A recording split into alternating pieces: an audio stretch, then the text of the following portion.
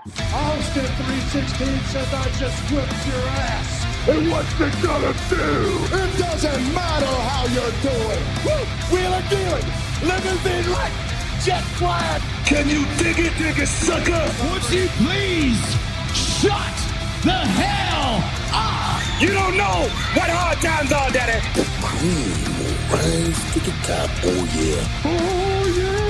Look at the human rumble.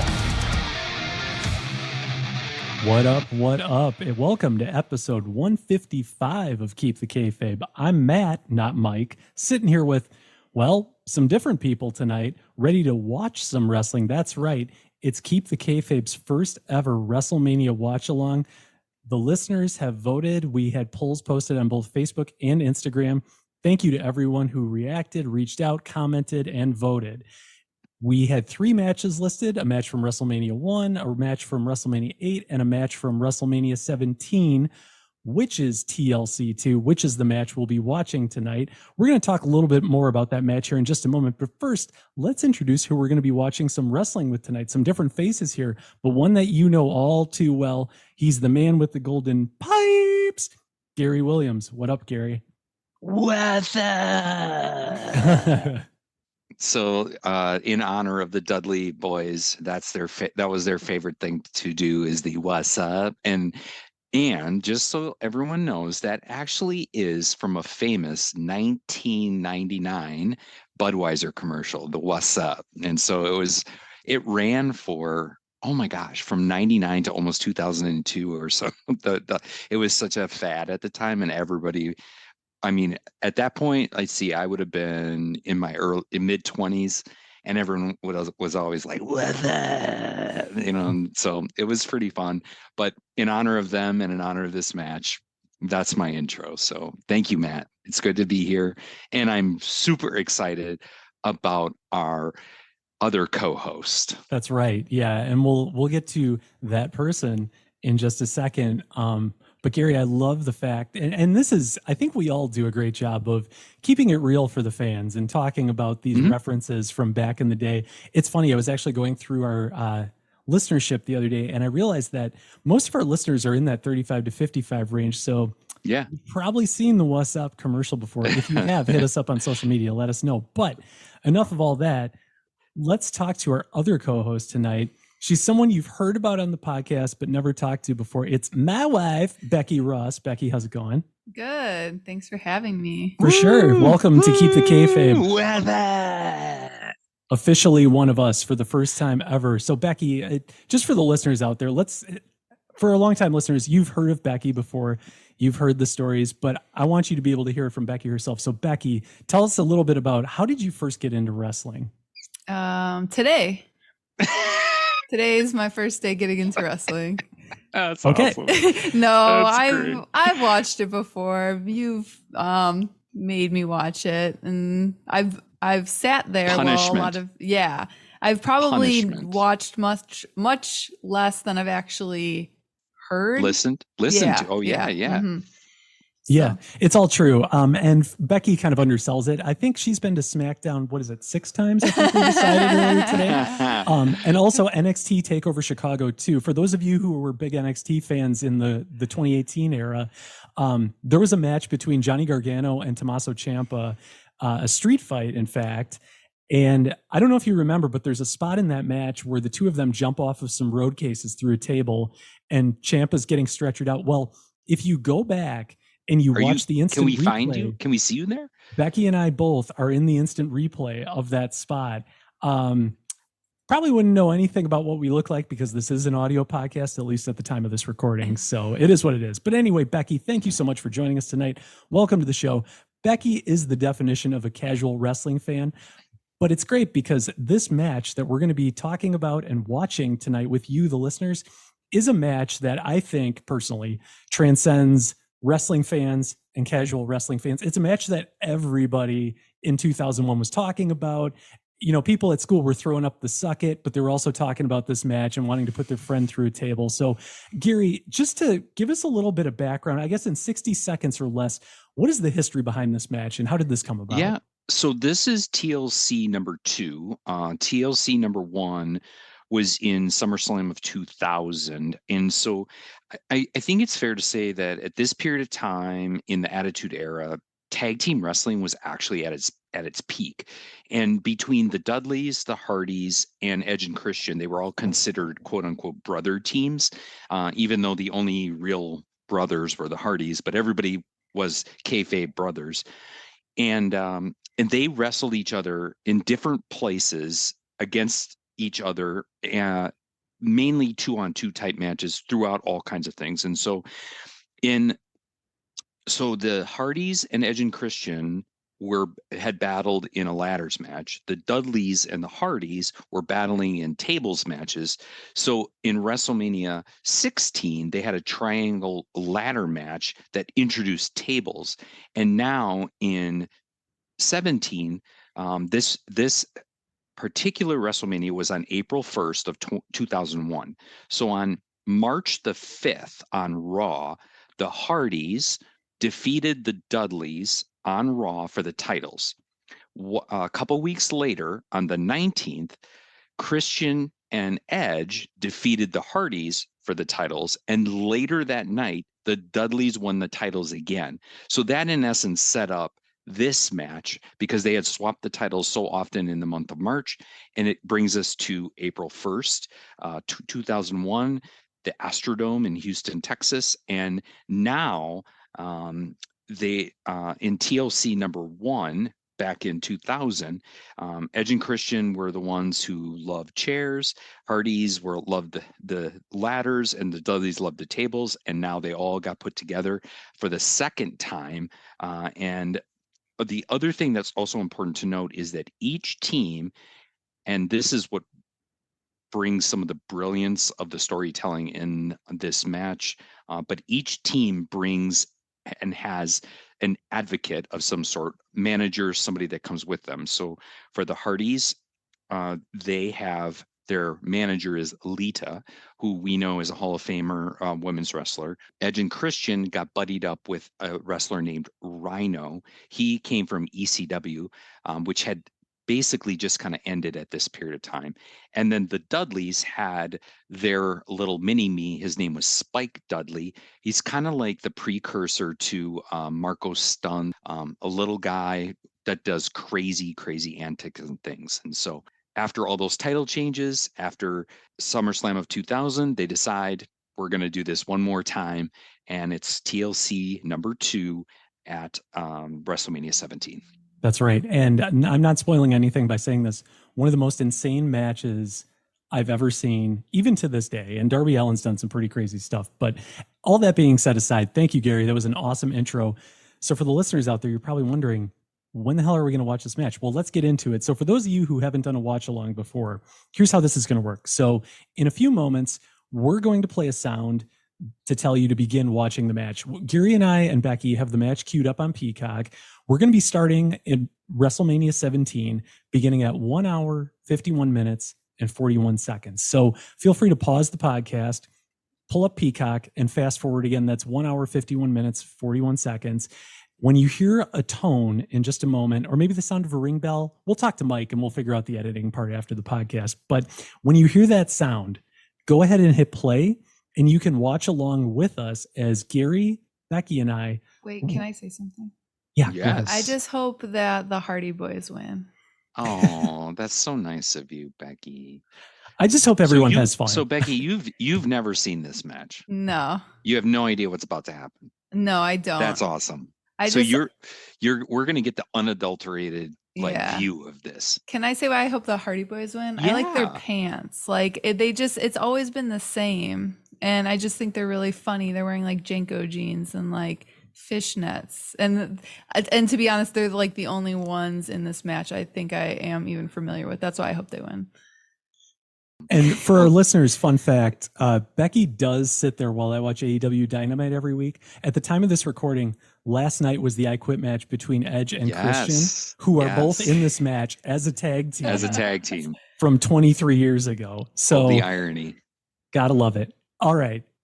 Listeners, I'm sure you're tired of hearing us talk. Let's get into the match. This is TLC 2 at WrestleMania 17. Let's watch. All right. Look at that crowd and all those signs. That's the crazy part about this era, isn't it? The number of signs in the crowd. Yeah, you don't see that at all anymore. Bekki, how old were you in 2001? 13. Man. I would have loved to make a sign. Like, I was totally making like shirts and everything. Oh, yeah. Cool, homemade, kitschy. All the hardware is coming out, that's for sure. Yeah, it's crazy how long the intro to this match is. Like, it's just the Yeah. referees getting all the tables and ladders and chairs set up. And the entryway to the ring is so long because this venue is massive. Yeah. The great Howard Finkel is in the ring to do the announcing. Boy, do I miss him. He was the voice of my childhood, that's for sure. Yeah. Some people say it's Tony Schiavone, but I think it was the Fink. Oh, for me, it was always JR. And he's in this Oh, match too, funny enough. Yeah. The following contest is the tables, Waters. and chairs 2 for the World This is Wrestling so great to hear the Fink's voice. Same music, Bekki. Here are your guys. Here they come. Music has not changed in over 20 years. It's No. still good. I told you I called the mesh shirt. I needed to know. wear it. It's crazy how their look really hasn't changed all that much, other than the fact that they're 20, 23, or 20 some years older. I mean, the reason people still love the Hardy Boys is because, like, I think of when I was 14 at the time this aired. And I mean, that's like the formative years of your life. That's what I remember Yeah. was these outfits. So every time I watch them, it's like nostalgia all over again. Yeah. These guys were, man, at their prime. I don't mean, they underst- still. Go ahead, Bekki. Oh, I was gonna say I don't understand how you like move around in those pants comfortably. You probably don't. You probably don't, yeah. Here they come. Now, how funny. 23 years later, these guys are still wrestling and just did an I Quit match last night. And they really, that match last night was awesome. I gotta be honest. I loved it. Yeah, Christian looks completely different now Yeah. with the short hair. Yeah. Look at those glasses. Those guys were crazy back then. They still are crazy. So cool in 2001. Yeah. Yeah. They Just look look at like that crowd. Zoolander. Oh yeah, exactly. Bekki, that's a good call. He does like Zoolander. Look at that crowd. It's just insane. Like, it's super insane how into this match they are at the beginning, and this crowd is, I mean, on fire throughout the match. You know, the crazy part, they weren't sure the crowd was going to be up because the match before was McMahon versus Son, Shane, and the crowd was crazy. And normally there's a lull, but there was no lull on this WrestleMania. No, if anything, this match one-upped that match by a long shot. Yeah. Look at the Dudleys. Bubba, I will say Bubba Ray, the one, Bekki, right there in front of you, Bubba, he looks, I see him on Busted Open on video, man. He looks like he's in phenomenal shape. Yeah, he's still wrestling on the indies, I Yeah. think, to this Yeah. day. I I actually really liked the Dudley Boys back in the day. Yeah, they were really cool. These guys are not familiar to me at all. No, they wouldn't be. No. These guys haven't really been wrestling at for that. a long time. I mean, together as a tag team, at least. Wow.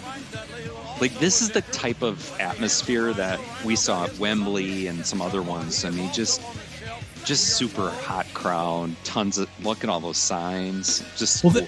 This was one of the biggest WrestleManias of all time because the main event is Yeah. Stone Cold Steve Austin versus The Rock. Yeah. This was a great WrestleMania. I think it's got to be up there as one of the best, if not the best. Yeah, pretty sure most people agree this is the best one. Here we go. Action begins hot. Well, you know, what's interesting about this is, I think, because I may have snuck a peek at it as I was doing a little research, but these guys are going to go absolutely bonkers for the next 15 minutes. Like, it is going to be nonstop action.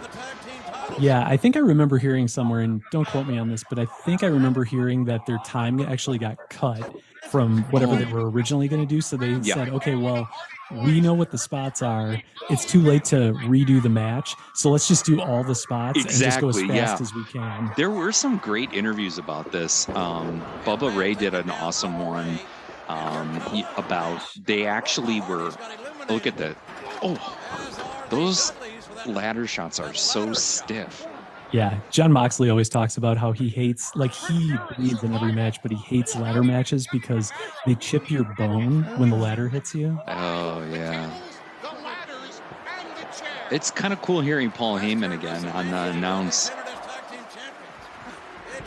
So anyways, Bubba said that these guys, as they were putting the psychology together for the match, were arguing about what the final spot should be. And Bubba... little yam bang shot there. They were arguing about it, and they finally voted. That was drop toe hold into the chair. I tell you what, always a nasty spot. The chair shots are it. You just remember how stiff these chair shots were back in the early 2000s. Like when you see these, they are not protecting themselves, and they're definitely getting hit square to the head. Yeah, when you watch AEW and any promotion nowadays, they always have their hands up, or they'll hold back a little bit on the chair shots. Or it's only on the back. It's only on the back. Right, but back in the day, they just would swing as hard as they could, and the guys would just take it. So silly. Like, how does he think he's going to get it this early on? Keep in mind, listeners, the casual wrestling fan pointing out the obvious. Yes. Come on, Becky. He could have gotten it early. Well, you already told me how long it's about to be, so I know. True. All right, I did spoil that part. Oh, I tell you what, Jeff Hardy. So I believe that there was only one major injury in this match, believe it or not, and it happens to a periphery character in a little bit. But the rest of these guys, other than bumps and bruises, miraculously survived. One story I heard, well, I'll save it for the spot. It's coming up in the match. It's one of the most iconic WWE spots in history. Yeah. So the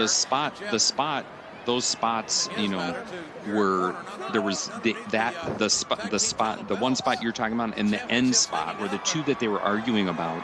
And ironically, Bubba, oh gosh, double ladder jumps. Look at those cameras go. Oh my gosh. Back before people had their smartphones out with the flash. Isn't that intense? Like such a great image there of all those flashes. I'll tell you what, between the Dudleys, Hardys, and Christian Edge. Here it comes. WASSUP! Here it comes, Becky. And it looks to me like they're about to put Edge away as well. Right to the yam banks. Here it comes. Bam! Oh, look at that crowd. Here's their favorite. Get the tables. That whole place is going bonkers.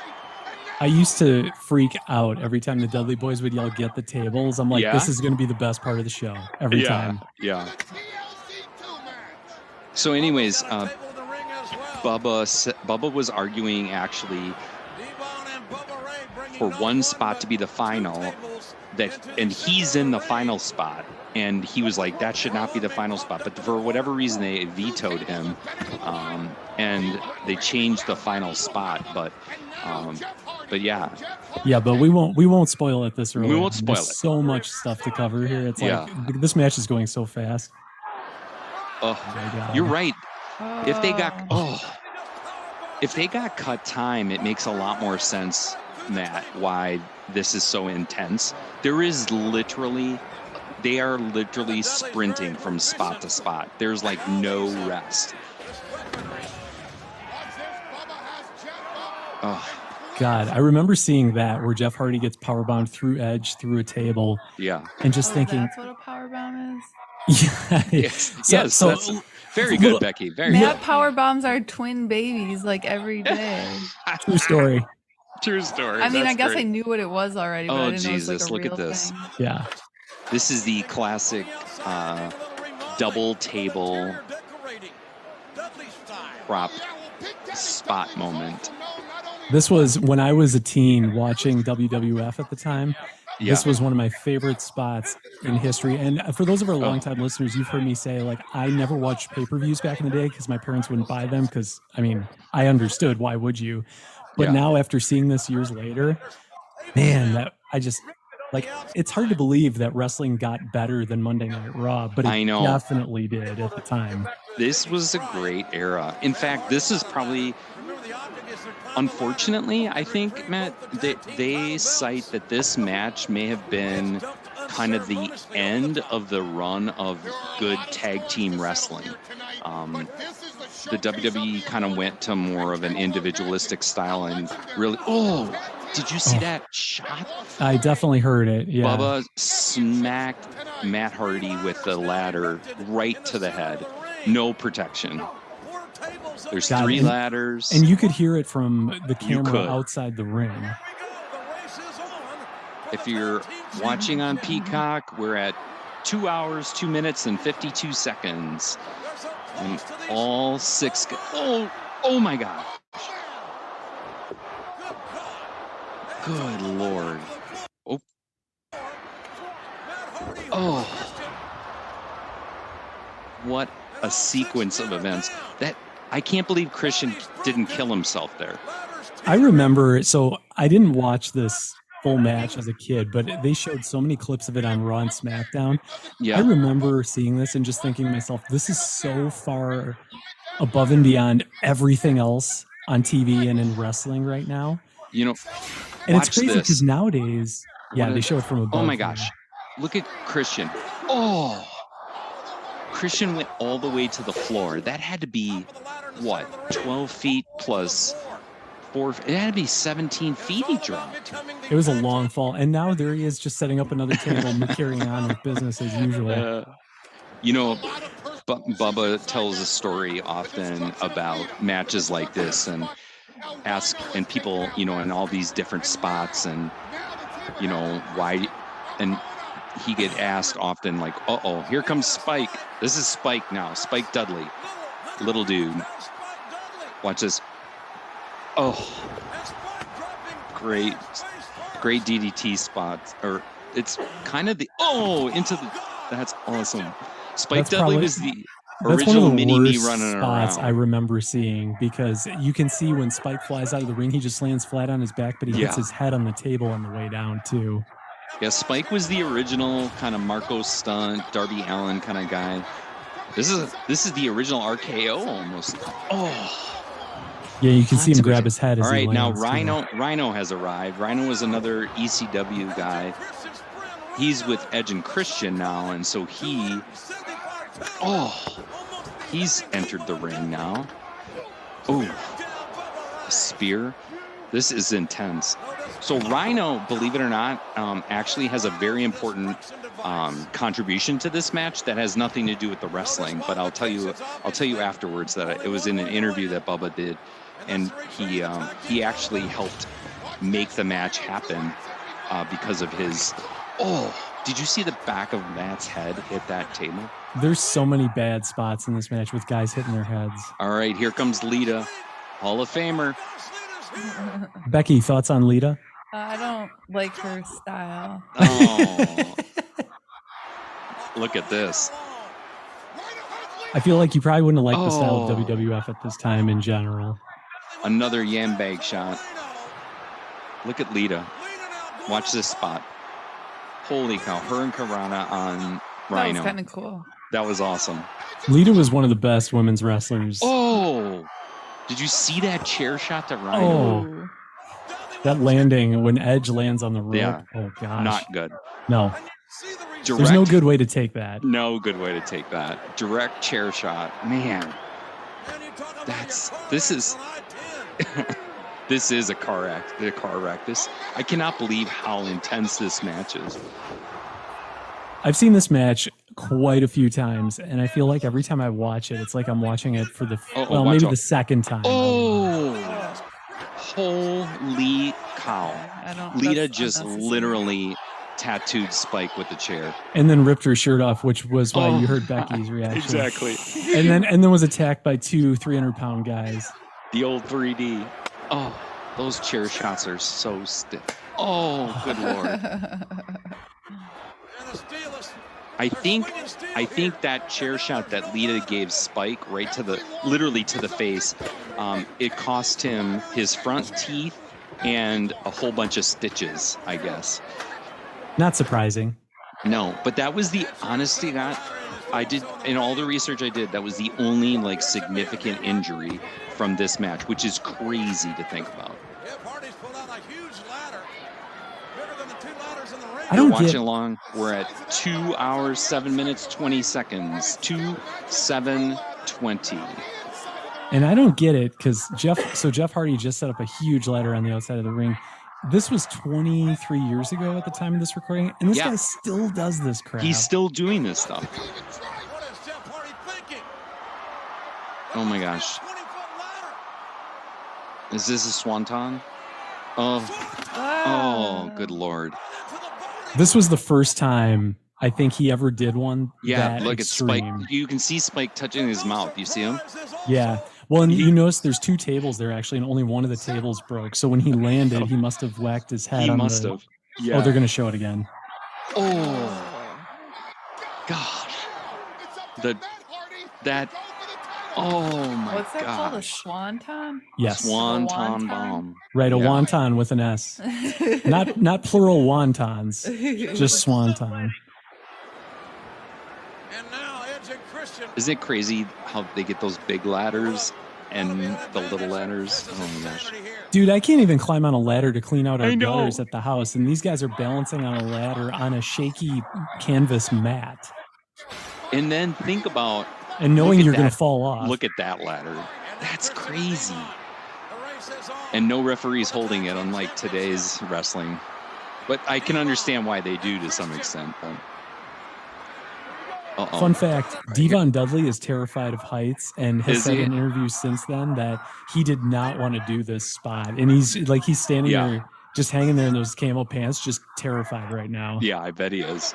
Well, this spot right here is very similar to one that Jim Cornette did back in the 80s when they had a scaffold match, and he blew out his ACL on a spot like this because he fell funny. Okay, so what is he gonna do? Why? Oh my gosh. No. He's literally walking across these ladders right now. Oh Jesus. Oh. I mean, that spot went wrong, but it could have gone a lot worse. Believe it or not, though, I mean, when you think about it, that was like the first spot that didn't look like it connected. Yeah, of all these spots they've done, somehow they've managed to land every single one of them. Oh, Becky, this is one of the most iconic moments. Most iconic moments. He's bringing the ladder. Okay. All right. Now, see Bubba moving in? They were trying to figure out how to make this spot work, and that's what they figured out. Oh, my God. The spear. So Edge has talked about this spot in interviews since, and he said that when Jeff managed to land perfectly flat on his back so that it was probably the safest way he could have possibly landed, but Edge landed on his knees and hit so hard that he was actually seeing stars afterwards. So when his head pops up after, he is just in La La Land. Here, they're going to show it again. Oh. So see how Bubba was pulling Jeff back? So they were trying to figure out how to get him to get momentum, and that's what Rhino came up with. Rhino was like, well, the double table spot. Oh, my gosh. That is one of the longest fall I had ever seen at this time. And even since then, I mean, Darby Allin's done a couple spots like that, but I mean, nobody else is doing stuff like that. Bubba was not happy. He wanted Edge and Jeff's spot to be the final, but the teams voted, and they voted that to be the final major spot. Oh, my God. Can you imagine leading off there and just thinking to yourself, I'm about to hit these tables full speed. It's such a perfect landing. Every table just shatters into a million pieces too. This crowd is just absolutely bonkers. Dude, I would have been like out of my seat the whole time. Yeah. Uh-oh.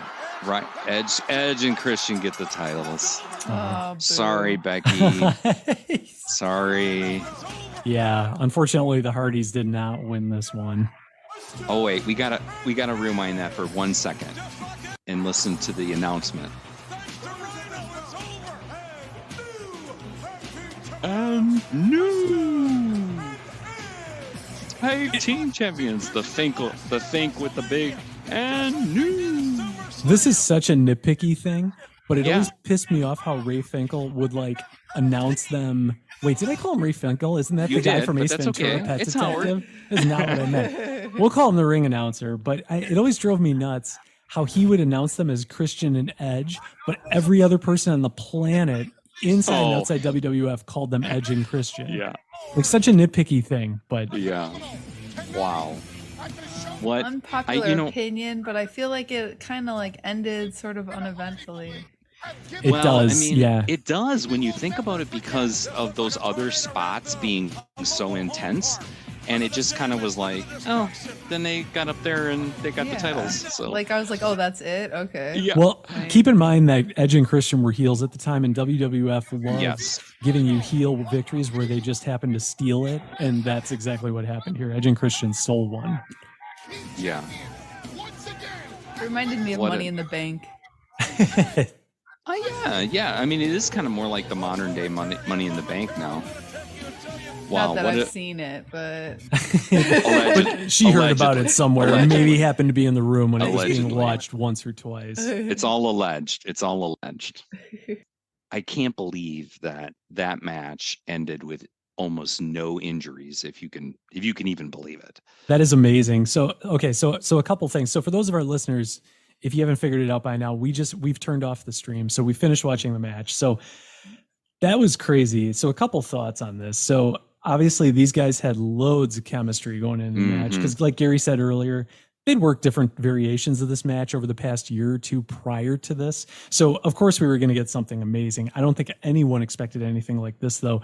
There were a lot of arguments, like Gary, like you said about the finish, and Bekki, I know you had said you felt kind of underwhelmed by it, but I mean, I guess as a casual wrestling fan, seeing this match for the first time, and you've seen some crazy matches, but I guess like, what do you think? Like, what's your immediate reaction? It was a lot of wasted like metal and equipment. I always feel bad they waste all that stuff. I don't know. But yeah, it was crazy. Yeah, very not a resourceful match. I think it was not. Yeah, it would not be environmentally friendly by any stretch of the imagination. Not very sustainable. You know what's interesting, Bekki, though, about what you said? Mick Foley, Mankind, Cactus Jack, Mick Foley, the guy who went off the top of the cage. You know, he and Bubba. Bubba Ray always tells a story every once in a while on Busted Open. Whenever somebody questions these big spots, like the one when Darby Allin went through the glass and people are like, hey, you know, like, why would you do something like that? And Mick Foley would ask Bubba, like, he would always kind of play with him a little bit about it. And he'd say, well, are you getting paid anymore to do it? And obviously the answer always is, well, no. And they're doing it for a reason. But the crazy part is, those guys got paid the same as guys who just did a regular match. And, you know, and so it's intense to think about it's almost humbling sometimes. And I think of it this way, how humbling it is to watch them go through that, or to watch Darby Allin go through glass and think about how much he's doing that to entertain someone like me. I mean, it's crazy to think about. Yeah. And Gary, you mentioned the word humbling. Which makes me think of something that we'll get to in a minute. But as we wind down here in the back half of the episode, a couple other thoughts that come to mind on this. First of all, thanks again to our listeners who voted and ultimately helped us make the decision on what to watch tonight. I really hope you guys took the time to queue up this match and watch along with us. For those of you who are new to the podcast, welcome. please go out there, like, share, subscribe, follow us on Instagram and Facebook. And we now, big announcement tonight, we also now have a YouTube channel where you can hear full-length episodes. You can hear clips from past episodes, interviews, outtakes, all that kind of good stuff. So check out our YouTube channel as well. And we're definitely going to do more of these WrestleMania watch-alongs in the future. But Gary, to your point just a moment ago, you talked about this humbling you a little bit, and that reminds me of the 3 things that we like to say here on Keep The Kayfabe. Yes. Can I say it? You can. Do you know what the 3 things are? Do you know what they are? Yeah. Yeah. Well, what are they? Tell us. So it's be hungry, stay humble, and stay hard. Right. And what do those stand for? Triple H. Well, Not that I